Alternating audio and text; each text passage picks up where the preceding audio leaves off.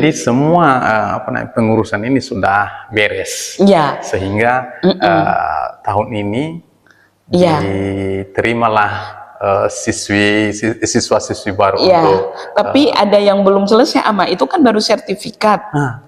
Kan untuk izinnya? Oh, izinnya ini lagi. Iya.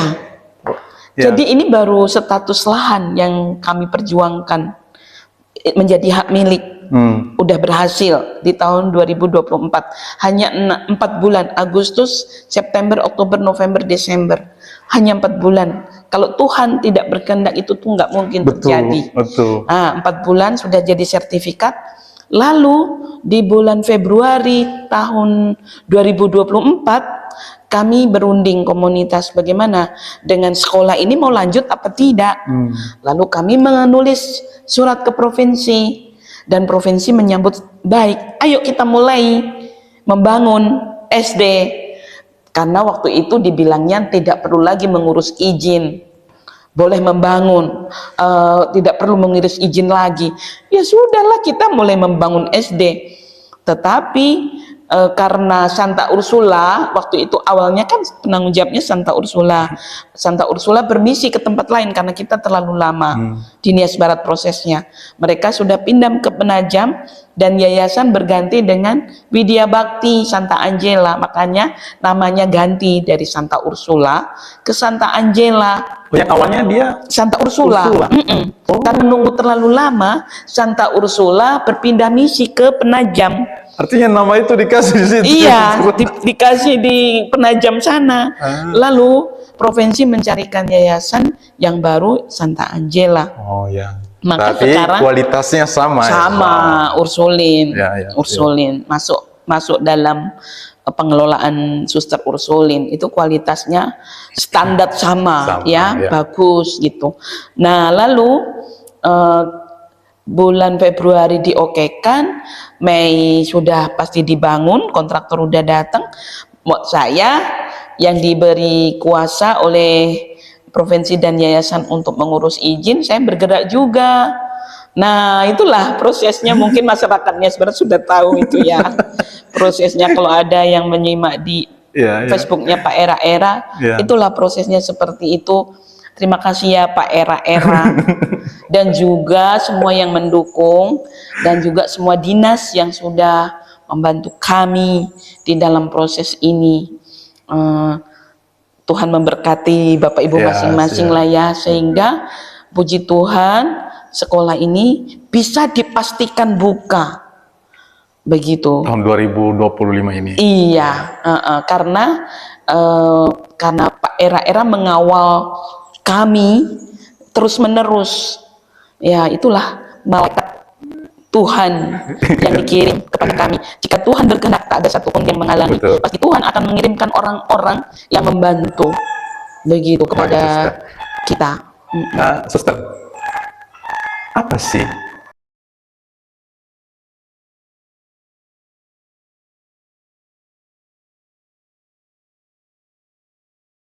keunggulan? Ya, karena kita lihat ini ya, contohnya SD aja, ya banyak di sini, 1, 2, 3, 4, sampai 5 dekat sini. Lalu tiba-tiba ada SD dari Ursula. Ya. Apa keunggulan peningkatan sumber daya manusianya? Ya. Seperti apa, Suster? Ya, sesuai dengan visi SD Santa Angela ya, membentuk manusia yang memiliki kepemimpinan yang serviam. Nah, apa itu serviam? Serviam itu aku mengabdi, yang mengabdi. Jadi para pemimpin yang mengabdi, cerdas, mandiri, dan berbudaya. Bagaimana kami para Suster Ursulin itu menciptakan seorang pemimpin masa depan yang mengabdi, melayani, seperti kata Yesus bahwa aku datang bukan untuk dilayani tapi untuk melayani. Bagaimana menjadi pemimpin yang sungguh-sungguh bisa menjangkau masyarakat semuanya begitu ya. Jadi Diharapkan lulusan Ursulin ini nanti memiliki jiwa pemimpin yang seperti itu, yang melayani, yang mengabdi masyarakatnya. Nah, lalu kemudian dia juga nggak mungkin dia sebagai pemimpin kalau tidak cerdas, cerdas, dan juga dia mandiri dalam arti punya integritas lah dalam dirinya. Kalau seorang yang punya pribadi, seorang yang memiliki pribadi yang penuh integritas, pasti dia mandiri. Karena apa? Dia tidak tergantung sama orang lain. Iya, betul. Nanti orang ngomong begini, orang ngomong begini. Juga berbudaya. Kita membiasakan anak-anak Ursulin itu untuk bisa minta maaf, minta tolong, terima kasih, permisi, sopan santun, berbudaya, berbudaya Kristiani lah setidaknya. Begitu yang bisa membawa manusia yang lain itu kepada keselamatan. Gitu. Jadi lulusan Ursulin diharapkan menjadi pribadi-pribadi yang seperti itu. Jadi sistem pendidikannya dengan sekolah yang sudah ada seperti apa bedanya itu, Suster? Iya, secara sekolah Santa Angela, SD Santa Angela juga mengikuti kurikulum pemerintah, kurikulum merdeka. Hanya pengayaan di SD Santa Angela itu mungkin tidak ada di sekolah lain. Ya, mohon maaf tidak mengatakan sekolah yang lain tidak baik, bukan, tapi bedanya adalah ketika sesudah menjalankan pendidikan yang sesuai aturan pemerintah, kita ada pengayaan, misalnya membantu anak-anak yang lambat di dalam calistung, membaca, menulis dan berhitung. Kita temani, kita dampingi supaya anak-anak ini tidak ketinggalan. Terus kemudian pengayaan seni, misalnya menari, musik, begitu. Istilahnya mengembangkan bakat anak-anak lah ya, seperti itu. Pengayaan, karena kalau pengetahuan sesuai peraturan pemerintah kan terbatas waktunya, tapi pengayaan ini juga penting supaya bakat minat anak juga bertumbuh, berkembang, sehingga seimbang antara pengetahuan juga keterampilan, bakat minat yang dimiliki anak sejalan gitu.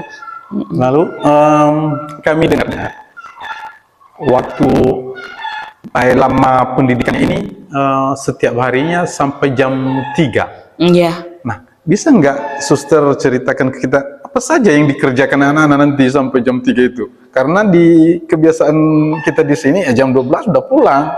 Jadi kok ditambah waktu? Dan apa saja kegiatan mereka di itulah yang tadi saya jelaskan. Kalau dari sejak masuk 7:30 sampai jam 11:45 itu adalah mengikuti kurikulum pemerintah. Ya, pengetahuan, kan ada target-target yang harus dicapai di dalam pembelajaran anak-anak di sekolah, bahwa anak-anak harus bisa ini, tema ini, mengikuti kurikulum merdeka yang digagas oleh pemerintah. Nah, pengayaannya inilah yang membuat kita menambah jam di luar jam yang digagas oleh pemerintah. Kan kalau mengikuti itu nggak ada waktu loh untuk pengayaan ini, begitu. Jadi pengetahuan lah dari jam 7 sampai jam 11:45. Sedangkan pengayaannya kapan? Ya sesudah itu. Begitu. Maka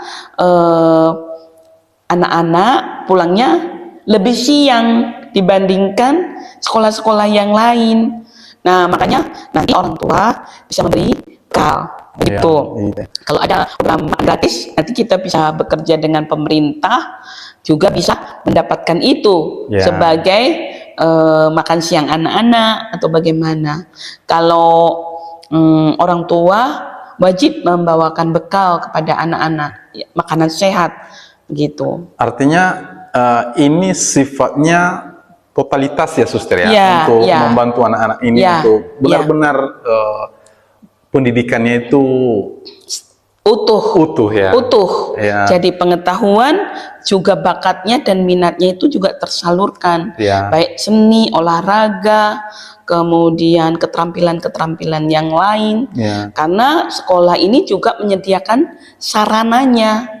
Ada lab komputer, ada lab IPA, ada ruang keterampilan, ada perpustakaan, ada lapangan olahraga yang lengkap. Ya. Ya, jadi kita menciptakan sarana prasarana yang mendukung visi kami. Ya. Jadi sudah punya visi, tapi kalau nggak didukung sarana kan nggak akan tercapai. Ya. Maka kami mencoba menghadirkan sekolah Ursulin yang berkualitas sama kualitasnya dengan di tempat lain di Jawa, di kota-kota besar sama kualitasnya.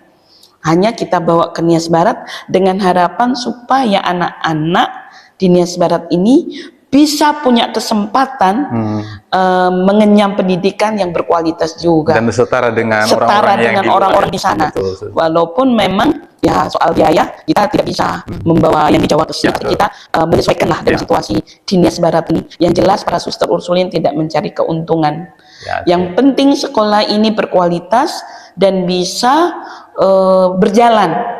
Gaji guru, juga kebutuhan-kebutuhan sekolah. Karena ini bukan sekolah pemerintah, maka ya wajar dong kalau guru juga tidak digaji pemerintah. Ya dari kita-kita swadaya, dari orang-orang tua yang murah hati, yang menginginkan pendidikan yang baik buat putra-putrinya, punya kualitas yang sama dengan di Jawa. Dan itu saya berani menjamin, gitu.